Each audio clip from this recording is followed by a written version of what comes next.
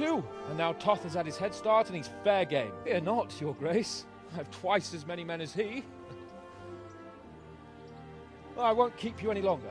I'm sure the two of you have a lot to say to each other. Are you all right, Father? I am. They treated me quite decently. Although they did steal my horse, so I'll have to go back on foot.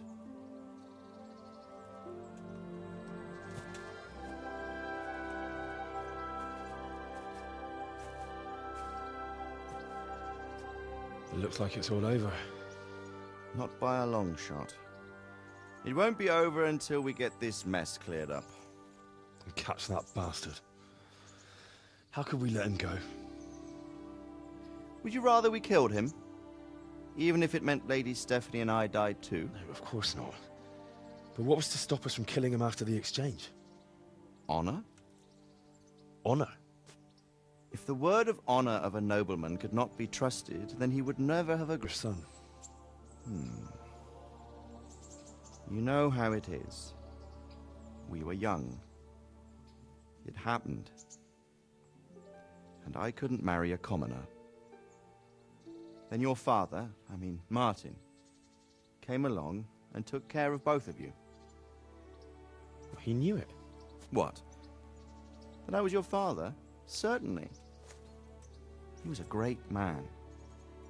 He took you as his own. And always kept an eye on you. Of that you can be sure. I know so little about his past. He told you nothing? Oddly enough, even though you don't have his blood, you're very like him. When he was around your age, he became bored of his trade and set out to see the world. He lived through many adventures, even fought in a war. In a war? Yes, in Poland, I believe. And I don't think he cared much for it. That's why he wanted me to stay at home. He spent some time in Prague, then settled in Kuttenberg. But it seems he quarreled with someone there and finally ended up here. You know the rest. I loved him, but even so, I somehow always had a feeling I didn't quite fit in. It was in your blood, I suppose.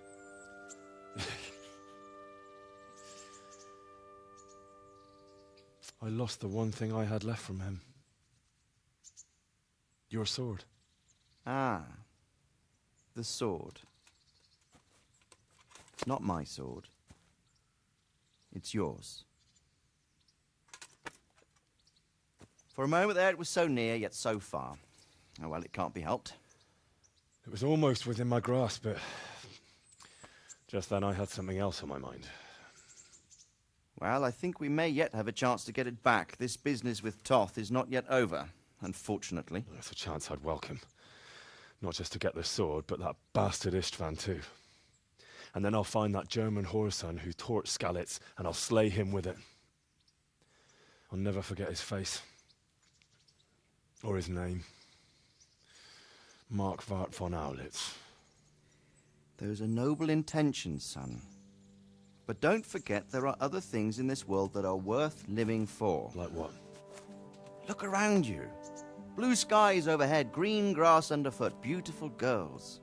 Good wine, a few good friends, and a fine steed under your backside.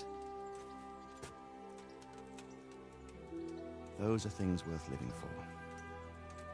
Though I can't deny that swine who killed your mother must pay for what he did. But it's better not to dwell too much on that at the cost of those other things. On the subject of steeds, I think we'll have to ride like the Knights Templar. How's that? 2 up. One day I'll tell you how they got their seal. You can take the front.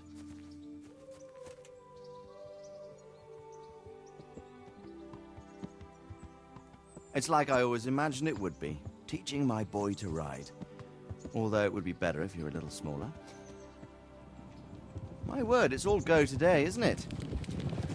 I wonder who this is. I think I know. It's Margrave Jobst. The king's cousin? I wonder what he wants. I guess we'll find out soon enough.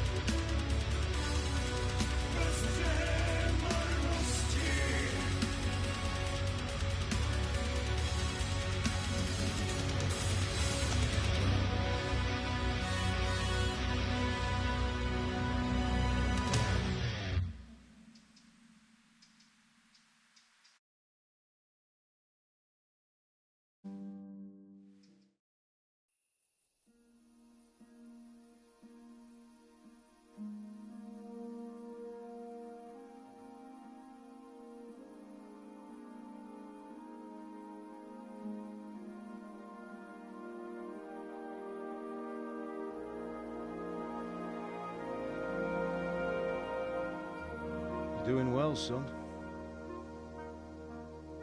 Father. Come now. You know who sired you. That doesn't matter now.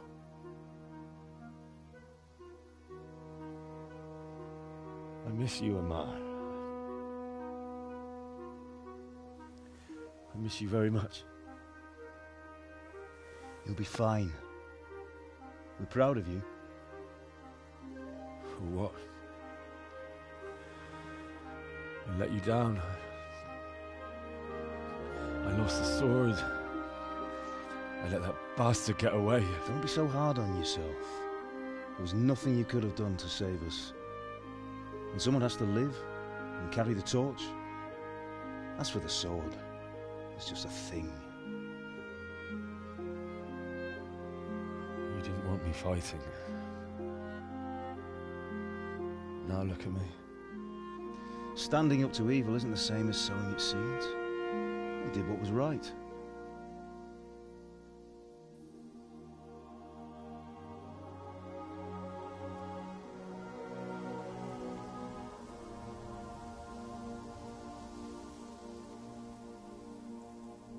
I have to leave you now. Oh, please. You know I can't stay.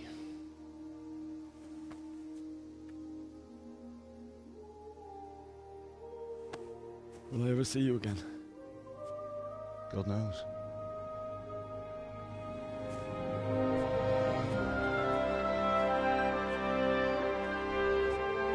Make her proud.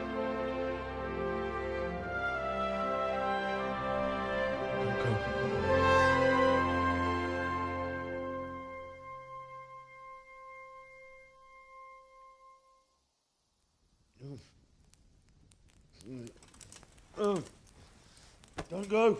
Don't go. No. What on earth were you dreaming about? I couldn't wake you, and it's well past dawn. Sir Radzig wants you at the upper castle. The lords are in council with Yobst.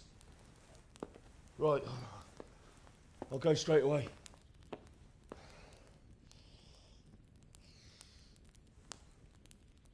What is it? It's just... I don't know how to address you anymore. All of a sudden you're Sir Radzig's son, hobnobbing with lords and ladies. And here's me, as common as muck. Oh, give over, you idiot. Do I look like a lord to you? Not really. You're as much a lord as I am a nun. And I've never looked good in a habit. Get out of here. Or I'll have you clapped in the stocks.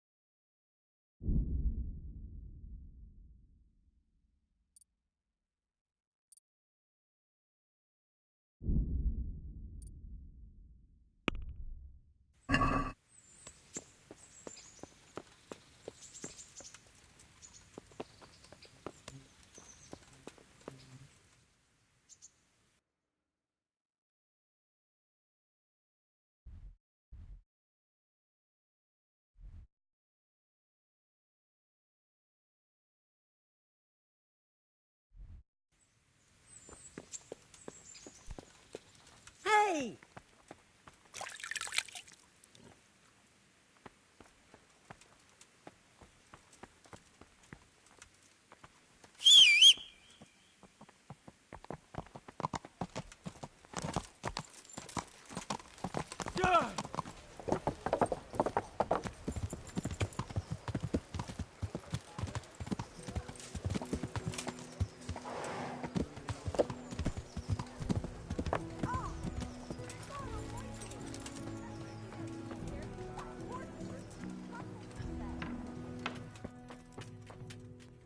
God be with you, Henry.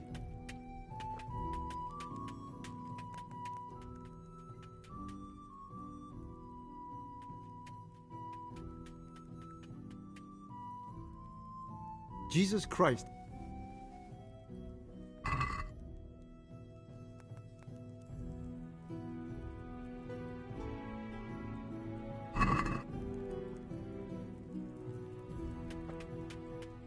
Let's have a word about... Well,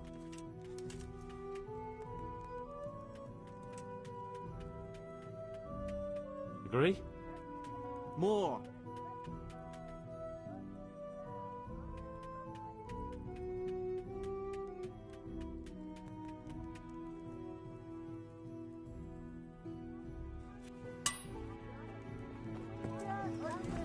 To the spring. Asparagus to taste the fruit. What ails you? Try them.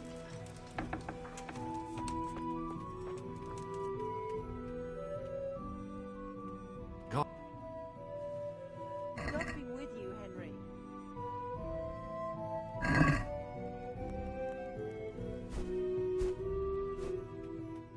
I'd like to discuss...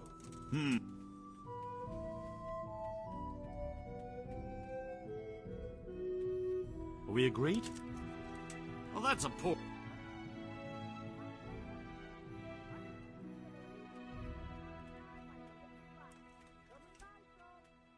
All right.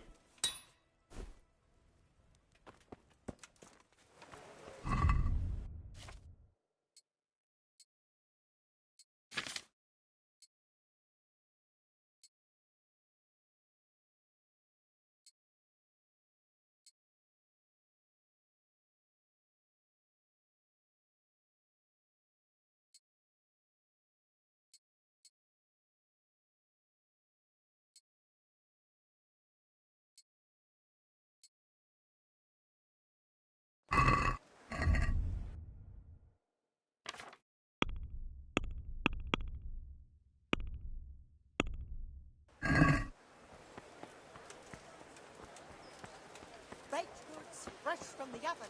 Come get 'em.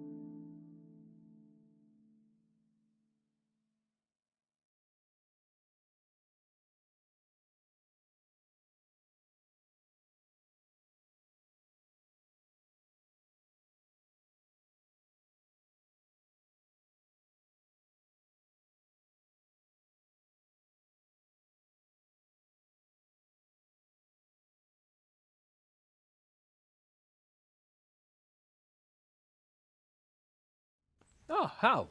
Are you going to the meeting with Margrave Jobst as well? I am. What about Istvan? I assume... That we didn't catch him? No. Because if we had, you'd be the first one to know. Have no fear. We'll get him eventually. I hope you're right. Anyway, let's go and see what Jobst wants from us.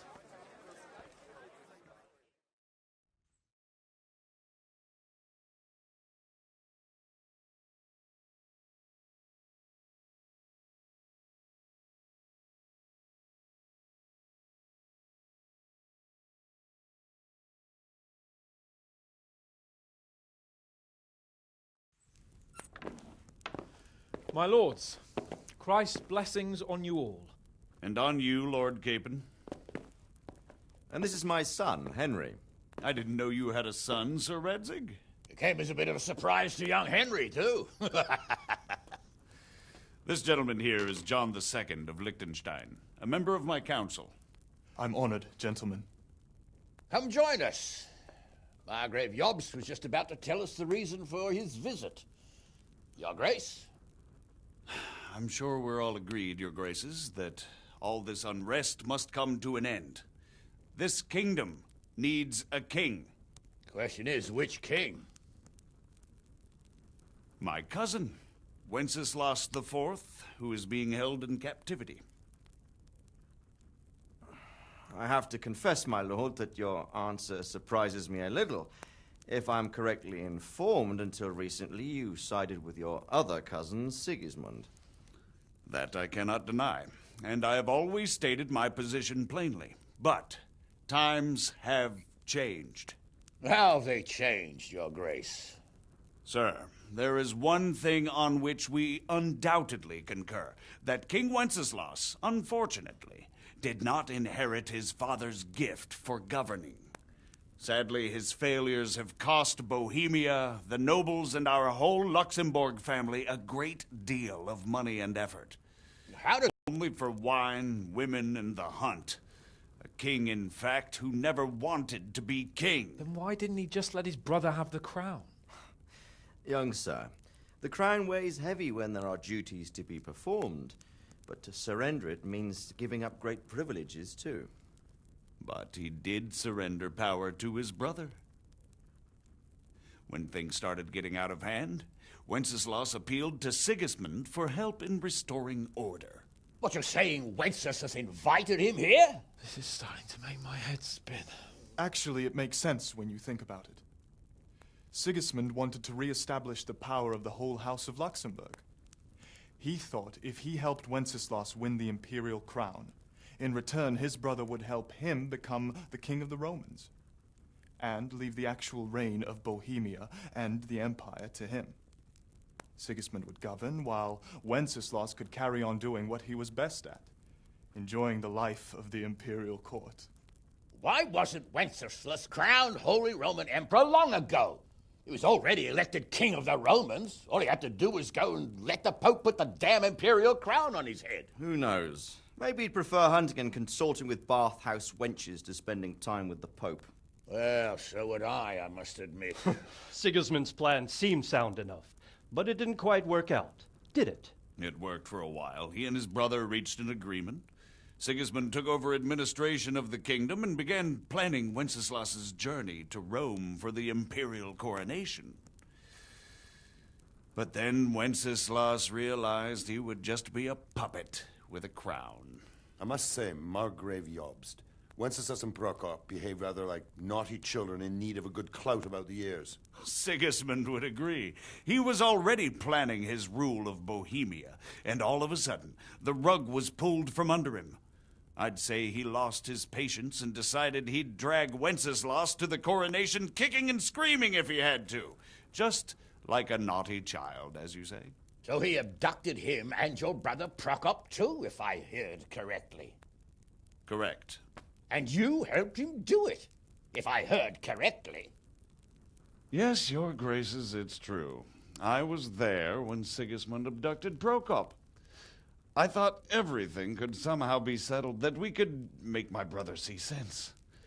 But Sigismund just wanted to put an end to the dispute once and for all, whatever the cost. There was nothing I could do to stop him. And that's one of the reasons why I'm here. The worst of it is that it was all for nothing. Instead of putting a stop to the revolt, it escalated it, and the result is this chaos we have today. That's true enough, sir. But I must admit now, I'm not sure what your position is. The king is incompetent, but we must protect him?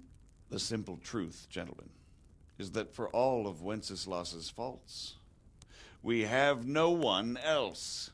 So we'll have to make do with his idleness. People like him, though. But what can we do now? Sigismund has the League of Lords behind him. Otto von Bergholf, Heinrich von The Rosenberg. situation has gotten completely out of control. Now even the nobles of the League of Lords are realizing that Sigismund wasn't the right choice. So now Berghoff is on your side. Are we to assemble an army together with him and face Sigismund on the field of battle? We're not in Hungary now. Such affairs may be settled elegantly, without unnecessary hostilities or expenses. I have negotiated an alliance with the Hungarian bishops, the Polish, and of course the Czech nobility, against Sigismund. Every day he is losing the ground under his feet, and that's why I need your help too. What kind of help, though? Sigismund has a massive army, and Rosenberg, Berghoff, and Prague are behind him. Do you have an army you could face him with? But that's not what I mean at all. There's been a revolt against Sigismund in Hungary, partly due to my efforts, and now he'll have to choose whether he wants to gain the Bohemian crown, which is a very risky enterprise, or hold on to the Hungarian one. He can't have both. And there's a tough struggle awaiting him in Hungary. I'm not sure he'll win, and Rosenberg and Berghoff know it too. They're not stupid. If the Bohemian nobility stands together, they will turn. We are men of little consequence, Margrave. Radzig here lost everything because of his alliance with Wenceslas. Sir Divish came within a hair of the same fate. Even Rattay is defenseless against Sigismund and the League of Lords. What's more, Your Grace, King Wenceslas languishes in captivity in Vienna. He can't rule too well from there. And what do you propose? To sit with your arms folded till the Bohemian lands are turned to ashes like Skalitz? We have to put a stop to this senseless war. And do you know, sir, what the true position of the League of Lords is? I'm not on the best of terms with them at this moment, so you'll have to ask them yourselves. Yes. Why not? I'll go and visit Berghoff at his castle and we'll see what he tells me. You know, that's not such a bad idea, young sir. True. Though a little risky. I doubt Berghoff would harm a blue-blooded envoy. And you can find out what he has to say about developments and what the League of Lords is planning. Then we'll decide what to do next. I'll help you compose a letter to him. I'd like Henry to come with me. Why not? He's proven himself an able investigator, and he'll also be a good bodyguard if anything should happen. And I'll send Sir John here to Kuttenberg to be my eyes and ears there. I believe both your reports will help us get a better grip on the situation. When can you set out? Just as soon as I've packed my things. Excellent. Margrave Jobst and I will draft a letter. Get ready, and we'll meet back here.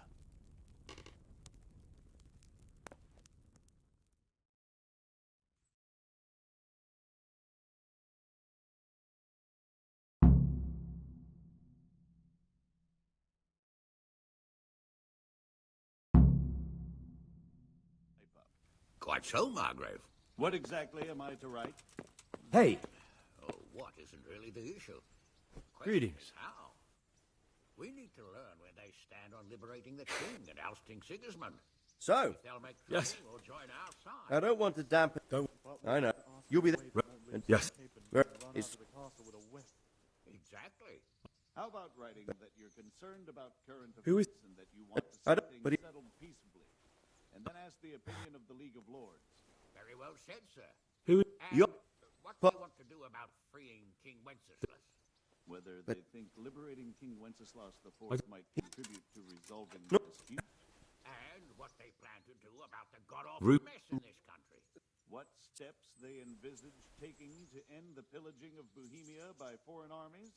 I couldn't have put it better myself. That's about all. Well, I'd also Very well. venture to suggest one more. What is their stance on my... that is, the initiatives of Mark...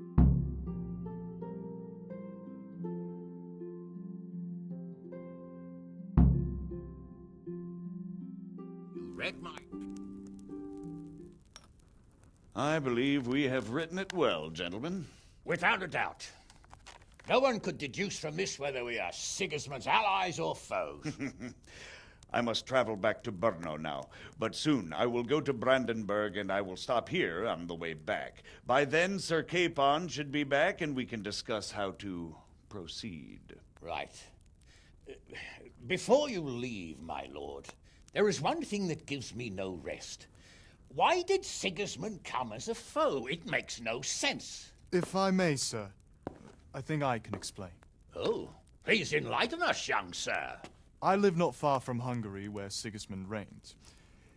It is a savage country, and the constant war with the Turks has hardened the people. They need a monarch with an iron hand. So when Sigismund felt the wind of revolt, he reacted as he would at home. Only what works on the Hungarian nobles does not work here in Bohemia. Bringing order is one thing, but slaughtering and pillaging with a horde of barbarians quite another. What purpose does that serve? But Sigismund did give the Bohemian nobles a chance to take his side. It was only when they refused his ultimatum that he lost patience and took to the sword. As for the barbarians, he could afford nothing better. The Hungarian nobility would gain nothing from joining his campaign in Bohemia. He didn't have enough coin for a regular army, and so he recruited the Cumans. What he does not pay them, they make up for in plunder. But in Kuttenberg and Skalitz, he wanted the silver. That makes sense. My lords, how's the letter coming along? It's done. Then we can be on our way. Now remember what we said, boy.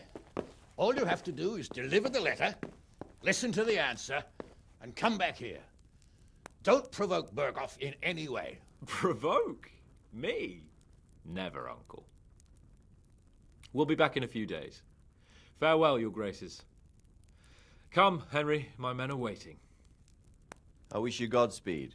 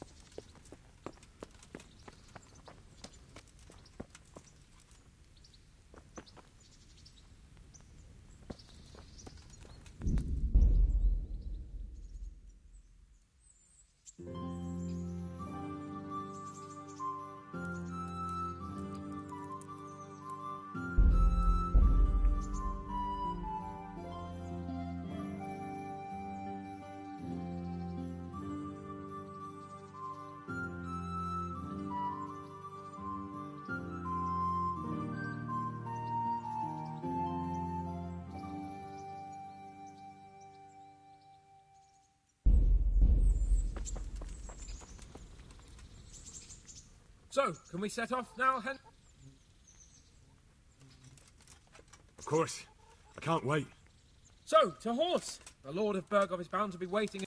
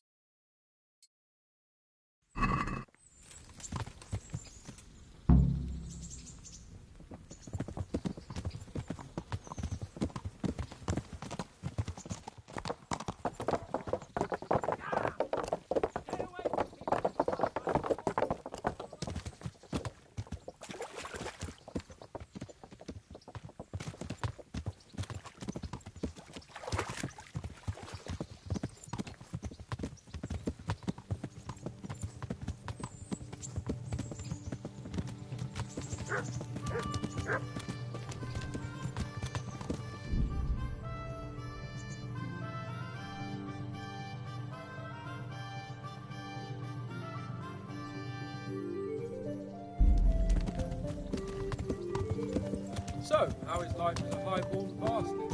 I'm getting used to it. What about Rodsey? Has he accounted for not owning up to you the whole time? He explained it. All will be well, I think. Glad to hear it.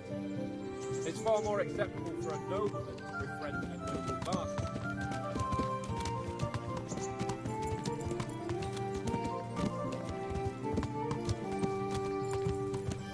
What do you think about Sir Yobst and his plan?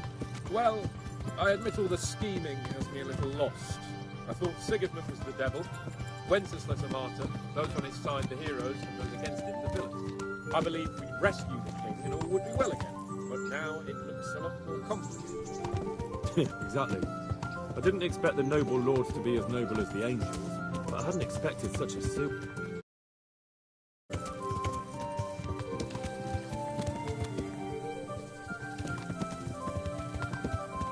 Did you know that King Wenceslas is such a Feckless drunkard? Not really. And to be honest, I'm not sure I wanted to know. I slept better, believing my fate was watched over by a wise and powerful monarch. So did I. What a dismal world when you can't keep trusting your own king. On the other hand, times were better with him here than with him gone. Isn't that the truth?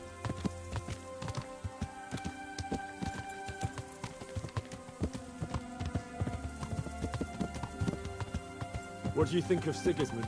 If I were him, I'd have had enough of my brother even sooner. But he's a monster. Look at what those hordes of his are getting up to here. What he did in Skalitz. True enough. On the other hand, if Wenceslas and Prokop hadn't double-crossed him, none of this would have happened. No one forced him to burn Skalitz. That's a fact. But he couldn't let them shit all over him either. Not that I'm defending him. He's a weasel. No doubt about that.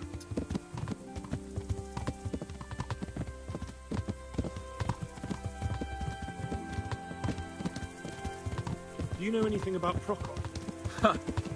Sir Hanush can tell you a thing or two about it. Why? Last winter, a certain Sir Jan Sokol of Lambert, a well-known knight, or robber baron to some, tried to occupy the city of Iglau, which was on the orders of none other than Prokop. And what has that got to do with Hanush? Well, he was there with him. Of course, that's not something to brag about in front of Yops. And what was it all about? They wanted to occupy a city that was on the side of the League of Lords, but despite them being several hundred strong, they didn't take it. For one thing, they couldn't get past the Iglau women, with their pitchforks and cauldrons of hot water. I would never have thought of Sir Hanush as such a rebel.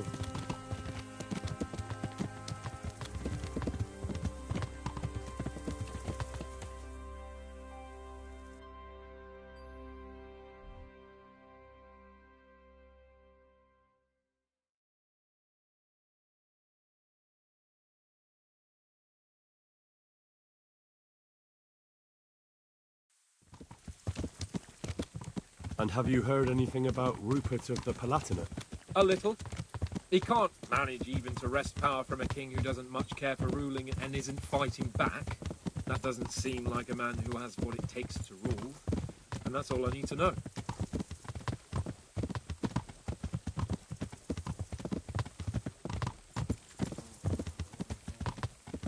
And that Berghoff we're going to see, do you know anything about him? I haven't heard much good about him, but I have a feeling that some other nobles are quite in awe of him. And his castle is apparently quite impressive. I'll be interested to see for myself.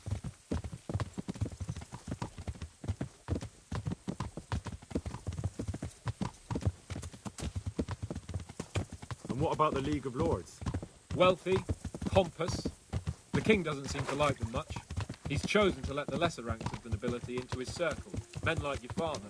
I admit I don't blame him one bit. But the lords weren't happy about their lost influence, so they put their foot down. If I were Wenceslas, I'd have let them hang after they abducted me the first time. But he gave them seats at the provincial council? Little wonder they're back at their old tricks.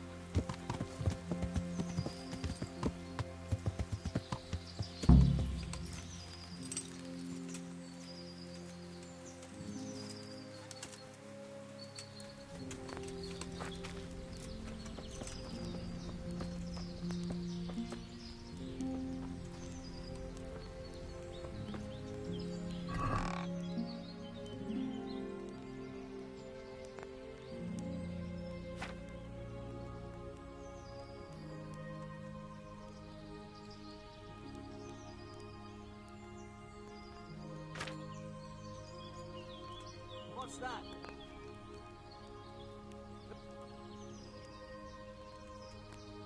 Don't move a finger.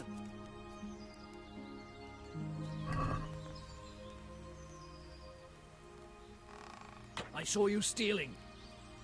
You should have thought twice.